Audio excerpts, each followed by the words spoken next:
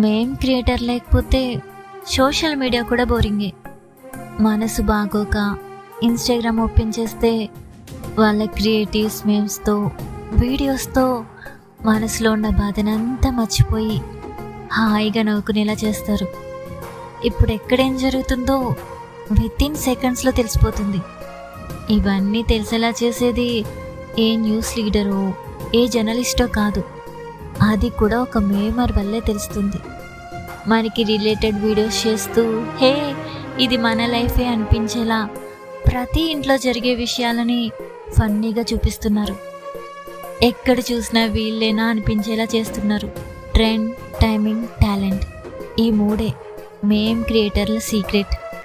Troll చేసి ఎవరినో బాధ పెట్టాలని వీళ్ళ లక్ష్యం కాదు.